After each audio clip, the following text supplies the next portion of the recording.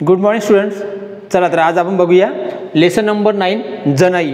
हा लेसन लिहिला आहे शंकर पाटील यांनी. तर बघा, एक महिला आपल्या शेतात राबते आणि आपलं कुटुंब सोबत असताना ती शेती व्यवसाय करत असते. तर बघा आपण बघूया सविस्तर. तर बघा, दुपारची मोठ थांबली तशी जनाई उसाच्या फळातून बाहेर आली. आता मोठ बघा, आधीच्या काळी विहिरीतून पाणी काढण्याची एक चांबड्याची ते एक मोठ बनवायची आणि त्या मोठीने ते पाणी काढायचे आणि आपल्या पिकाला द्यायचे. दुपारची मोठ थांबली तशी जनाई उसाच्या फळ्यातून बाहेर आली. पाण्याची दार मोडून कंबर धरली होती. ठीक आहे. आता दुपारची मोठ थांबली होती आणि ती उसाला ते पाणी देत होती. बरोबर.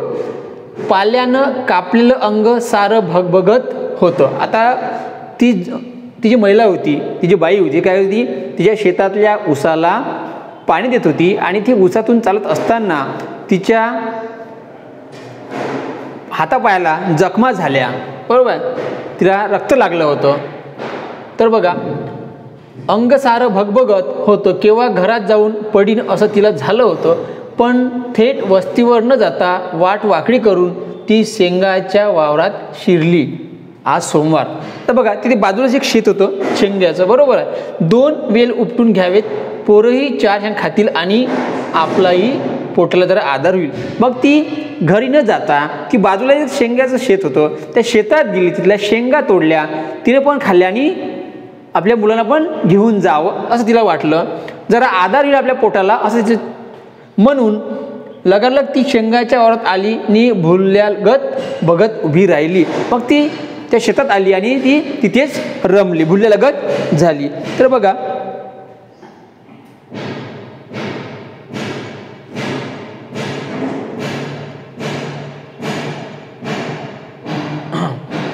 गॅस बत्तीच्या प्रकाशात हिरवागार शालू झागमाग करावा तसं ते वावर चमकत होतं. बरोबर आहे. उसाला पाणी दिल्याबद्दल आणि ते ऊस पूर्ण हिरवगार होता आणि बाजूला शेंगाचं शेत होतं, ते शेत सुद्धा हिरवगार टवटवीत दिसत होतं.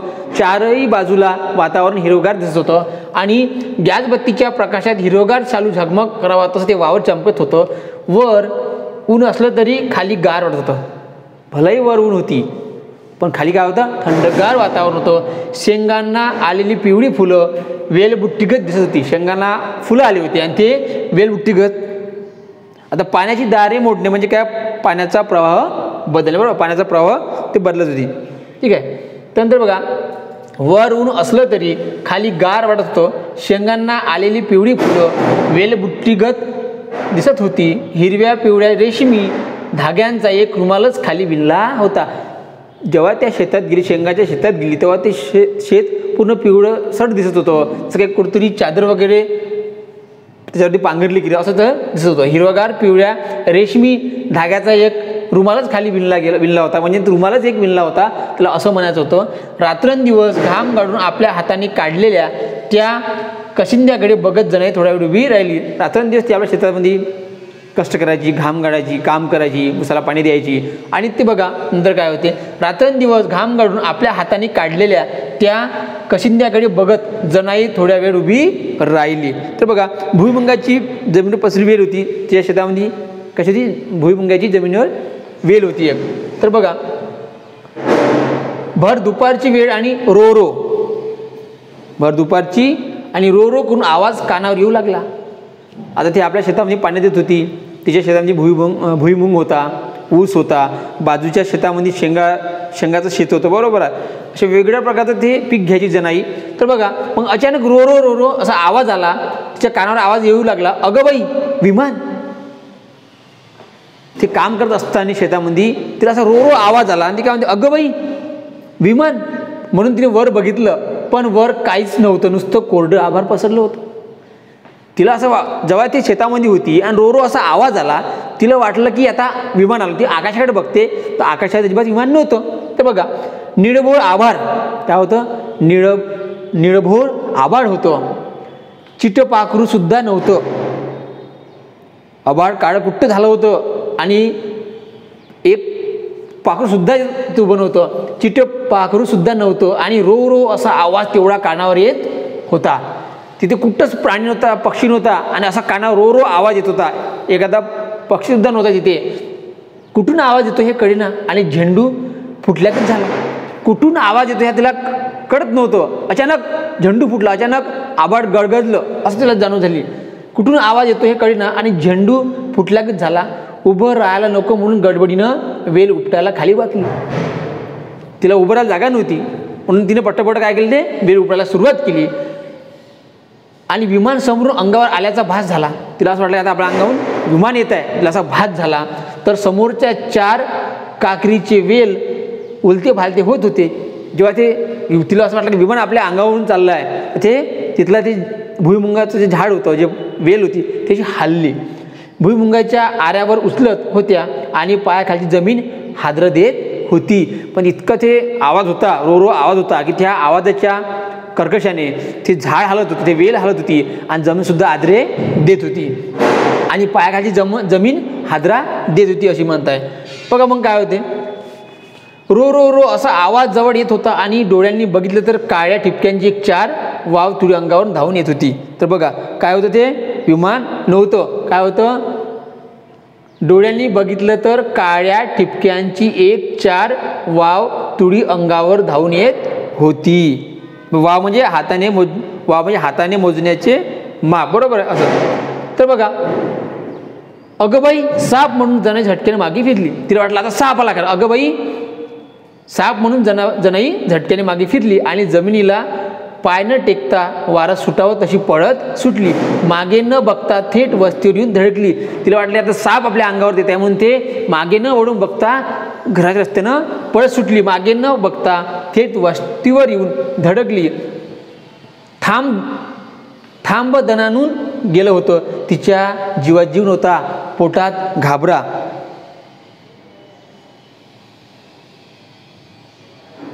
तुळी म्हणजे तुळी, पोटात घाबरा पडला होता. अगं सारं घामानं थपथप होतं. ती इतकी घाबरली होती की तिला वाटलं की ते माझ्या मागे साप धावला. तिनं अजिबात मागे वळून बघितलंच नाही आणि ती समोरच घराच्या रस्त्यानं पळत सुटली. अगं सारं घामानं थपथपलं होतं. तोंडाकडे शब्द फुटत नव्हता. तिच्या तोंडात एक शब्द पण फुटत नव्हता. वाचाच गेल्यागत झाली होती. हातपाय थरथरत होते. ऊर धाडधाड करीत होता. वस्ती कशी गाठली हेच तिला समजत नव्हतं. ती इतकी घाबरून गेली होती. तिला असं वाटलं आता साप मला चावतो की काय. ती इतकी वेगाने घराच्या रस्त्याने निघाली. ती वस्तीत पोहोचली तरी पण तिचा घाम गेला नाही. तिचे अंगपाय थरथर करतो. तिला शब्द फुटत नाही. इतकी ती घाबरून गेली होती आणि तिला काही समजतसुद्धा नव्हतं काय बोलावं काय करावं, अजिबात तिला समजत. म्हणून डोळ्यांनी ती भोवती बघत होती, मनाची खाते करून घेत होती आणि आजूबाजू सारं भाऊबंद गोळा होऊन येत होते. मग थोड्या वेळाने तिला थोडं बरं वाटलं आणि ते इकडे तिकडे बघू लागली. तर बघा बघता बघता सारी वस्ती गोळा होऊन आली. कालवा उडाला.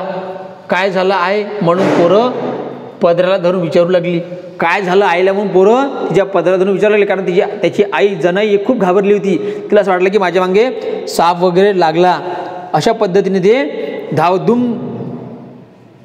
धडाक्याने धाव सुटली. तर बघा कानातला आवाज जात नव्हता, काही बोलणं सुचत नव्हतं आणि कसं सांगायचं तोवर चुलत सासराही उठून आला.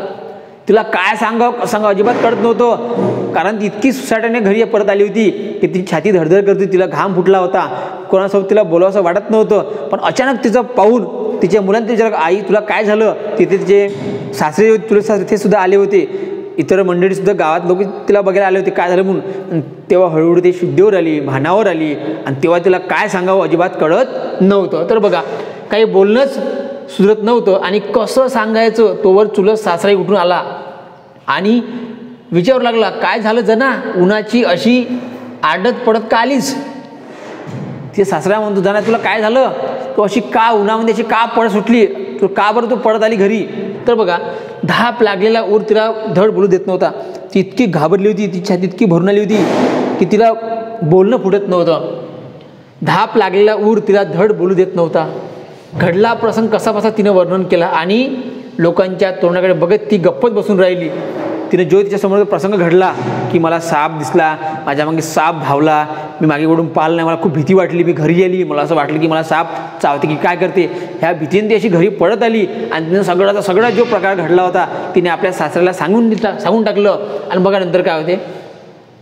आणि ते ऐकून सारी वस्ती भ्यालागत झाली आणि संपूर्ण वस्तीत लोक घाबरले. भ्यास पडलं, आपल्या रानात एक भुजंग आहे, काय आपल्या रानात एक भुजंग मोठा एक साप आहे असं तिने सांगितलं. म्हणून मी त्या सापाले घाबरली. 15-20 एकर रान हिंडतोय, काय म्हणते ती, म्हणते आपल्या रानात एक भुजंग आहे, मोठासा साप आहे आणि तो 15-20 किलोमीटर रोज फिरत असतो. 15-20 एकर रान हिंडतोय असं आपल्या वडिलांकडून भाऊ बंधाने ऐकलं होतं. हे सगळ्या लोकांना माहीत आहे की तो 15 ते 20 किलोमीटर तो भुजंग इथे फिरत असतो. हे आपल्या वडिलांपासून लोकांना माहीत आहे, आजपर्यंत लोकांसुद्धा माहीत आहे. ऐकून सगळ्यांना माहीत होतं, पण गेल्या 10 वर्षात त्याचं नाव कधीच निघालं नव्हतं. सगळ्यांना माहीत होतं की तिथे भुजंग आहे, साप आहे, पण ह्या काही 10 वर्षामध्ये अजिबात तो लोकांना दिसला नव्हता. म्हणून लोक तेवढे काही भीत वगैरे नव्हते. पण बघा, पण गेल्या 10 वर्षात त्याचं नाव कधी निघालं नव्हतं, कधी कुणाची गाठभेट नव्हती. एकदा दोनदा त्याची कात तेवढी रानात आढळत होती. तो अजिबात कोणाला दिसत नव्हता, पण त्याची जी कात होती, त्याची कात म्हणजे काय होती, कोस म्हणतो बघा, कोस असते पांढरी, तो साप आपल्या अंगातून टाकून खाली टाकतो, ते बिलकुल सापासारखे त्याला कात म्हटलं जातं, बरोबर आहे. ते कात तो कधी ते कात लोकांना दिसायची, एकदा दोनदा ते कात दिसायची, पण अजिबात साप वगैरे दिसायचा नाही. एकदा दोनदा त्याची कात तेवढ्या रानात आढळली होती, त्यावर त्याचा कधी दूम नव्हता. कैक वर्ष त्याचा विसर पडल्यागतच झाला होता. म्हणजे लोक आता विसरले होते, कारण जो भुजंग होता, जो साप होता, तो काही वर्षानंतर लोकांना दिसला होता, पण अजिबात आता दिसणार नव्हता. त्यामुळे लोक घाबरत नव्हते, किंवा त्याची जी कास होती, त्याची कोस, ते लोकांना फक्त दिसत होती, त्यामुळे लोक घाबरत नव्हते. त्यावर आज जनाईला दर्शन दिलं होतं. आज जेव्हा जनाई शेतामध्ये होती, शेतातलं पीक बघत होती, भुईमुगाच्या शेंगा ती तोडत होती, तेव्हा तिला तो साप दिसला, भुजंग दिसला, आणि ते पडत घडी आली, तेव्हा तिला सापाचं दर्शन झालं. त्यावर आज जनाईला दर्शन दिलं होतं. वस्ती सारी चापाकलगत झाली होती. जनाईच्या पोटात तर खड्डाच पडला. जनाई इतकी घाबरली होती की तिला इतकी भीती वाटायची की ती आता मग काय होती आणि काय नाही, इतकी घाबरून गेली होती. गोळा झालेले भाऊबंद निघून गेले आणि ऐकलेला आवाज कानात घुमत राहिला. एक विमान सारखं फिरत राहिलं, एक सारखं विमानच्या डोक्यात फिरत राहिलं. तो साप, त्याचा आवाज, आणि तो साप तिला वाटलं की माझ्या मागे धावला, आता मला खाते की काय करते. हे सगळ्या गोष्टी लोकांना सांगितल्या, बरोबर. लोकांनी त्या गोष्टी ऐकल्या आणि लोकसुद्धा घाबरले. आणि काही वर्षानंतर तो साप दिसला होता ना, अचानक आता तो साप दिसून राहिला, त्यामुळे ती जनाई पूर्ण घाबरली होती. आता काय होईल तिला माहीत नव्हतं, आणि लोक तिथले घरी आपापल्या घरी चालले गेले होते. तरी घरात बसून भागणार नाही. तिला वाटलं की आता मी जर कष्टच नाही केले, मी जर शेतात नाही गेली, तर मला अन्न कोण देणार, मला अन्न कोण मिळवून देणार. म्हणून मला कसं केलं तरी मला शेतामध्ये जावंच लागेल, मला काम करावंच लागेल, माझं जे उत्पन्न आहे त्याची मला देखभाल करावीच लागेल. म्हणून तिने विचार केला. तरी घरात बसून भागणार नव्हतं. जीवाचा धडा करून जनाई शेतावर जात राहिली. जीवाला उद्धार होऊन आता मरो की वाचो या उद्देशावर ती शेतावर जाणं तिनं सुरू केलं. बरं, थाट म्हणजे ज्वारीचे बाजूचे पीकसुद्धा शेतामध्ये होतं. तरी घरात बसून भागणार नव्हतं. जीवाचा धडा करून जनाई शेतावर जात राहिली. एक दिवस तो समोर येऊन ठाकल्यावर मात्र तिनं त्यालाच बजावलं. तिला वाटलं की आता आपल्याला शेतावर गेल्याशिवाय पर्याय नाही आहे, कारण आपलं अन्न कोण देणार. पण तिनं आता मरो की वाचो ह्या विचार केला आणि शेतावर जाणं सुरू केलं, आपलं काम करणं सुरू केलं. पण तिला एक वेळा दर्शन त्यांनी दिलंच. बघा, एक दिवस तो समोर येऊन ठाकल्यावर मात्र तिनं त्यालाच बजावलं. मग तिला तो साप दिसला अचानक दिवस, आणि तिने त्याला बजावून सांगितलं. बघा काय बजावून सांगितलं, बघा नंतर. काय बाबा, आमची पाठ घेतलीस, कशापायी भ्या दाव लागलायस. अचानक तिला पुन्हा तो साप दिसतो, तो भुजंग दिसते. तिने थांबवलं. काय बाबा, कशाला आम्हाला घाबरवतोस, असं तिने म्हटलं. काय बाबा, आमची पाठ घेतलीस, कशापायी भ्या दावाय लागलायस, कशाला आम्हाला भीत दाखवतोस दादा, असं तिच्या सापाला म्हणाली. आमच्या रानात वस्तीला हायलाईस तर आमची राखण करशील. तुला जर आम्ही राखण करायचे तर तू आमच्या वस्ती लगत राहा, आमच्या वस्तीत जवळ राहा, आमची राखण कर. तर आमची राखण करशील का? भ्या धावशील, तू आमची राखण कर, आम्हाला भीती दाखवू नको. भ्या म्हणजे भीती दाखवणे. तू आम्हाला भीती दाखवू नको, आमची तू रक्षा कर, रक्षण कर, असं तिला म्हणायचं होतं. तर आमची राखण करशील का? भ्या धावशील, तूच राखण कराय पाहिजेस, तूनच आमचं राखण केलं पाहिजे, तूनच आमचं रक्षण केलं पाहिजे, तुला असं म्हणायचं होतं. कसं कसं चाललंय ते तू बघतोस हवं, कशा तऱ्हेने दिवस कंठायला लागतोय हे काय तुला माहीत नाही? आम्ही कशा पद्धतीने दिवस काढतो, आम्हाला दिवस रात्र शेतामध्ये काम करावं लागते, मेहनत करावं लागते, तेव्हा कुठं आम्हाला अन्नधान्य मिळते. आणि तू जर असं आम्हाला भीती दाखवशील, आमच्या रस्त्यात आड येशील, तर आम्ही काय करावं? आम्ही आमच्या कुटुंबाला कसं काय पोसावं, कसं काय अन्नधान्य द्यावं, कसं काय आम्ही अन्नाचा साठा करावा? तुला जर खरंच आमची राखण करायची आहे, तू आमच्या वस्तीजवळ आहे, आमच्या गावाजवळ आहे, आमची राखण कर, तू आम्हाला भीती दाखवू नकोस. तिला असं म्हणायचं होतं. हे काय तुला माहीत नाही बाबा? लय जीव वैतागला माझा, मी लय घाबरून गेली, माझा जीव लय वैतागला आहे माझा. वस्तीला हेच आमच्या लय नाही थोडी तरी तुला कडकड याय पाहिजे. मग काय म्हणते? बाबा लय जीव वैतागला माझा, वस्तीला हैस आमच्या लय नाही थोडी तरी तुला कडकड याय पाहिजे. कुणाचं पाठबळ आहे का सांग बघू आम्हाला. आम्हाला कोणाचं पाठबळ आहे का सांग. मी एकटी आहे, माझी 2 मुलं आहे, आणि माझ्याशिवाय माझ्या बाळाला कोणीच नाही आहे. तर मला घाबरवण्यापेक्षा तू आम्हाला मदत कर, आमचं राखण कर. कशाला आम्हाला घाबरवतेस? असं तिनं म्हटलं. आम्हाला आमच्याशिवाय कोणी दुसरं आहे का? तिला असं म्हणायचं होतं. कुणाचं पाठबळ आहे का सांग बघू आम्हाला. माझ्याशिवाय कोण पुढं होऊन करणार आहे का आमच्या घरातलं? माझ्याशिवाय माझ्या घरात कोणीच पुढं होणार नाही आहे, कारण मीच माझ्या घरची करती धरती आहे, मीच माझ्या घरचं पालनपोषण करतो. घराच्या जे लोक घरात माझे मुलं बाळ आहे त्यांचं पालनपोषण करते, माझ्याशिवाय कोणी तिथे नाही आहे, असं तिला म्हणायचं होतं. मग बाई माणसाला इनाकारणी त्रास देणे तुझं काय नाही. तुझ्या आम्हाला त्रास देऊन आला, बाई माणसाला त्रास देणं तुझं योग्य नाही आहे. माझ्या वाटाला तू जाऊन येस, याच्या परस काय तुला मी आता जास्त सांगत नाही.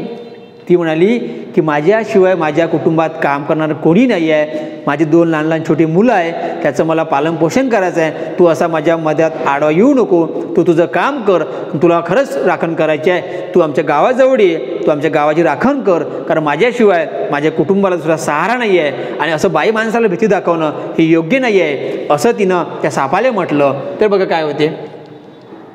माझ्या वाटेला तू जाऊन येस, याच्या परस काय तुला मी आता जास्त सांगत नाही. सांगायचं ते तुला सगळं सांगितलंय, आता निवांत जरा झाडाखाली बसून भाकरी खातो. आता तुला जे काय मी सांगायचं ते सांगितलं, आता निवांत तू जा आणि निवांतपणे मला आता भाकरी खाऊ दे, असंच जनाईनं त्या सापाला म्हटलं. तर आपला कुठतरी गपणार निघून जा कसा, तर तुला आता चुपचाप तू आपला निघून जा, मला घाबरू नकोस, मला माझं काम करू दे, असं तिला सांगायचं होतं. बघा, माझ्या वाटेला तू जाऊ नयेस, याच्या परस काय तुला मी आता जास्त सांगत नाही. सांगायचं ते तुला सगळं सांगितलंय, आता निवांत जरा झाडाखाली बसून भाकरी खातो, तवर आपला कुठंतरी गप्पगार निघून जा कसा. माझी भाकरी खाऊन झाली म्हणजे मी जुंधळा कापायला लागणार बघ. आता जुंधळामध्ये काय, ज्वारीचं पीक, तिच्या शेतामध्ये ज्वारीचं पीक होतं. तिने काय म्हटलं, तू आता मला भीती दाखवू नकोस, तू आता मला भेवू नकोस, तू आता चुपचाप चालला जा, आता मी झाडात बसून निवांतपणे भाकर खातो, जेवण करतो, आणि नंतर मी ज्वारी कापतो, तू आता चालला जा, मला घाबरू नकोस. तिनं असं त्या सापाला समजून सांगितलं. तर बघा, दिवस बुडत तर मला सगळं राहणं मोकळं करायचं पाहिजे, मला दिवस संपेपर्यंत सगळं काम माझं झालं पाहिजे, हे बघ. आता शेवट तुला हात जोडतो, मी मरायलाच आलोय, काय करायचं तू ठरव.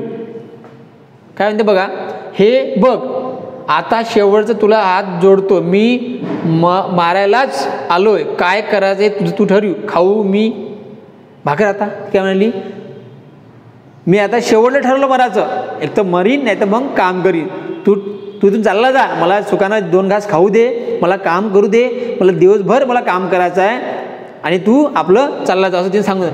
परवानगी घेतल्यागत करून जण ती थरली नाही. बघा काय म्हणते बघा नंतर, परवानगी घेतल्यागत करून जनाई तिथनं हल्ली, बांधाच्या एका झाडाखाली सावलीला येऊन बसली, फडक्यातली भाकरी काढून हातावर घेतली आणि रानाकडे बघत निवांत घास मोडू लागली. तिथं 2 खटका बसून तिनं सावचित्तानं जेवण केलं. दोन्ही भाकरी तेवढ्या पोटात घातल्या. संघ आणल्यानं तांब्याभर पाणी प्याली, डरकन 2 ढेकर आले आणि मग ती उठली. आडवा पदर बांधून रानात शिरली, हातात विडा घेतला आणि मनगटासाठी धाडं भराभरा खाली जमिनीला लोळून घेऊ लागली. मग बघा तिनं असं निवांतपणे झाडात जेवण केलं.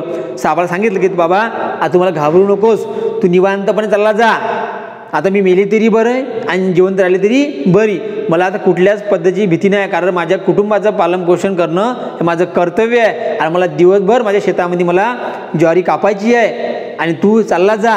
मग जणांनाच निवांतपणे जेवण केलं, भाकरीचं जेवण केलं, पाणी पिली आणि डकार वगैरे दिली आणि मग ती आपलं काम करू लागली. आणि बघा अशा पद्धतीने हा पाठ शंकर पाटील यांनी लिहिलं. बघा एक महिला, आपल्या भारत देशामध्ये जास्तीत जास्त शेतकरी वर्ग आहे, 70 ते 80% लोक शेती करतात आणि मलासुद्धा शेती करतात. आणि एक महिला ते कशा पद्धतीने आपल्या कुटुंबाचं पालनपोषण करते, शेतामध्ये राबते, ऊन असो, पाऊस असो, वारा असो, वादळ असो, कुठलाही संकट असो, संकटाचा सामना करत ती शेतकरीच म्हणावं लागेल आपल्याला जनाई, ती चांगल्या पद्धतीने शेती करते, शेतामध्ये वेगवेगळी पिकं घेते. आणि अशा वेळी तिच्या शेतामध्ये एक साप भुजंग येतो, ती सापाला आधी घाबरते, गावात येते, गावात आल्यानंतर ती खूप घाबरली असते, गावात लोकांना सांगते की मला भुजंग दिसला, मला मोठा साप दिसला. हा साप आधी 10 वर्षाच्या अगोदर लोकांना दिसला होता, आज तिला दिसला होता, त्यामुळे तिला बोलणं बरोबर येत नव्हतं. तिने सगळीच्या सगळी गोष्ट गावकऱ्यांना सांगितली.